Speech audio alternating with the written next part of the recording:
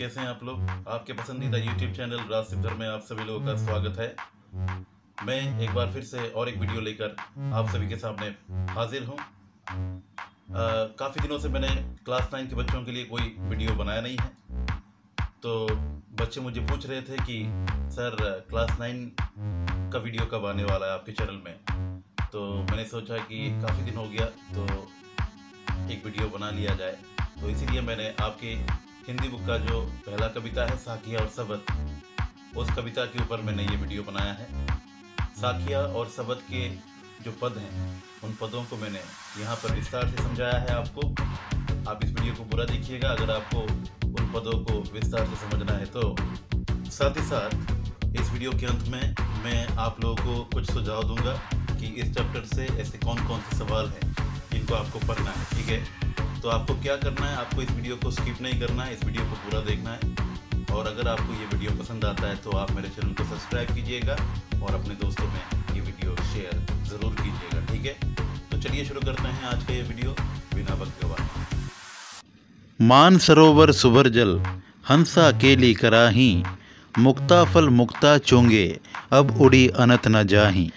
इस पंक्ति में कबीर ने व्यक्तियों की तुलना हंसों से करते हुए कहा है कि जिस तरह हंस मानसरोवर में खेलते हैं और मोती चुगते हैं, वे उसे छोड़ कहीं नहीं जाना चाहते, ठीक उसी तरह मनुष्य भी जीवन के मायाजाल में बंध जाता है और इसे ही सच्चाई समझने लगता है। प्रेमी ढूंढते में फिरो, प्रेमी मिले न कोई, प्रेमी को प्रेमी मिले सब विष अमृत होई। यहाँ कबीर ये कहते हैं कि प्रेमी यानी ईश्वर को ढूंढना बहुत मुश्किल है। वे उसे ढूंढते फिर रहे हैं परंतु वो उन्हें मिल नहीं रहा है। प्रेमी रूपी ईश्वर मिल जाने पर उनका सारा विष यानी कष्ट अमृत यानी सुख में बदल जाएगा। हस्ती चढ़िए ज्ञान को सहज दुलीचा डारी, स्वान रूप संसार है भूखंदे झक मारी। यहाँ कबीर कहना चाहते हैं कि व्यक्ति को ज्ञान रूपी हाथी की सवारी करनी चाहिए और सहज साधना रूपी गलीचा बिछाना चाहिए। संसार की तुलना यहाँ कुत्तों से की गई है जो आपके ऊपर भोगते रहेंगे, जिसे अनदेखा कर चलते रहना चाहिए। एक दिन वे स्वयं ही झक मारकर चुप हो जाएंगे। पका पकी के कारणे सब जग रहा भुलान, निरपक होई के हरि बजे सोई संत सुजान। संत कबीर कहते हैं पक्ष विपक्ष के कारण सारा संसार आपस में लड़ रहा है और भूल भुलैया में पड़कर प्रभु को भूला गया है। जो व्यक्ति इन सब झंझटों में पड़े बिना निष्पक्ष होकर प्रभु भजन में लगा है वही सही अर्थ में मनुष्य है। हिंदू मुआ राम कही, मुसलमान खुदाई, कहे कबीर सो जीवता, दोहू के निकटी न जाई। कबीर ने कहा है कि हिंदू राम राम का भजन और मुसलमान खुदा खुदा कहते मर जाते हैं, उन्हें कुछ हासिल नहीं होता। असल में वो व्यक्ति ही जीवित के समान है जो इन दोनों ही बातों से अपने आप को अलग रखता है। कावा फिरी काशी भया, राम ही भया रहीम, मोड़ चुन मैदा भया, बेटी कबीरा जीम। कबीर कहते हैं कि आप या तो कावा जाएं या काशी, राम भजे या रहीम, दोनों का अर्थ समान ही है। जिस प्रकार गेहूं को पीसने से वो आटा बन जाता है तथा बारीक पीसने से मैदा, परंतु दोनों ही खाने के प्रयोग में ही लाए जाते हैं, इसलिए दोनों ही अर्थों में आप प्रभु के ही दर्शन करेंगे। ऊंचे कुल का जन्मिया, जे करनी ऊंच ना होई, सुब्रन कलश सूरा भरा, साधु निंदा सोई। इन पंक्तियों में कबीर कहते हैं कि केवल उच्च कुल में जन्म लेने से कुछ नहीं होता, होता वही है जिसके कर्म ज़्यादा मायने रखते हैं। अगर वो व्यक्ति बुरे कार्य करता है तो उसका कुल अनदेखा कर दिया जाता है। ठीक उसी प्रकार जिस तरह सोने के कलश में रखी शराब भी शराब ही कहलाती है।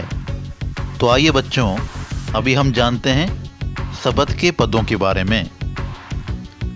मोह को कहाँ ढूंढे बंधे, मैं तो तेरे पास में, ना मैं देवल ना मैं मस्जिद, ना कावे कैलाश में, ना तो कौने क्रिया कर्म में, नहीं योग बैराग में, खोजी होए तो तुरते ही मिली हो पलवर की तलाश में। कहे कबीर सुनो भाई साधो, सब सांसों की सांस में। इन पंक्तियों में कबीरदास जी ने बताया है कि मनुष्य सदा ईश्वर की तलाश में भटकता रहता है। कभी वो मंदिर जाता है तो कभी मस्जिद, कभी काबा भ्रमण करता है तो कभी कैलाश। वो ईश्वर को पाने के लिए पूजा पाठ तंत्र मंत्र करता है, जिसे कबीर ने महज आडंबर बताया है। इसी प्रकार वो अपने जीवन का सारा समय गुजार देता है, जबकि ईश्वर सबकी सांसों में, हृदय में, आत्मा में मौजूद है। वो पल भर में मिल जा सकता है क्योंकि वो कण कण में व्याप्त है।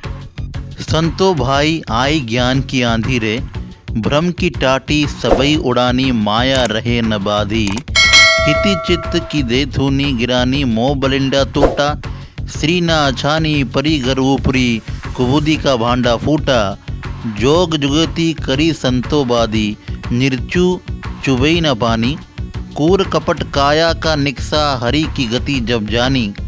आंधी पीछे जो जल बूट, प्रेम हरि जन भीना। कहे कबीर भाने के प्रकटे, उदित भया तमखीना। इन पंक्तियों में कबीर जी ने ज्ञान की महत्व को स्पष्ट किया है। उन्होंने ज्ञान की तुलना आंधी से करते हुए कहा है कि जिस तरह आंधी चलती है तब कमज़ोर पड़ती हुई झोपड़ी की चारों ओर की दीवार गिर जाती है, वो बंधन मुक्त हो जाती है और खंभे धराशायी हो जाते हैं। उसी प्रकार जब व्यक्ति को ज्ञान प्राप्त होता है तब मन के सारे भ्रम दूर हो जाते हैं, सारे बंधन टूट जाते हैं। छत को गिरने से रोकने वाला लकड़ी का टुकड़ा जो खंभे को जोड़ता है वो भी टूट जाता है और छत गिर जाती है और रखा सामान नष्ट हो जाता है। उसी प्रकार ज्ञान प्राप्त होने पर व्यक्ति स्वार्थ रहित हो जाता है, उसका मोह भंग हो जाता है, जिससे उसके अंदर का लालच मिट जाता है और मन का समस्त विकार नष्ट हो जाते हैं। परंतु जिनका घर मजबूत रहता है, यानी जिनके मन में कोई कपट नहीं होती, साधु स्वभाव के होते हैं, उन्हें आंधी का कोई प्रभाव नहीं पड़ता है। आंधी के बाद वर्षा से सारी चीज़ें धुल जाती है। उसी तरह ज्ञान प्राप्ति के बाद मन निर्मल हो जाता है, व्यक्ति ईश्वर के वजन में लीन हो जाता है। तो चलिए बच्चों, अभी हम कबीर के बारे में जानते हैं।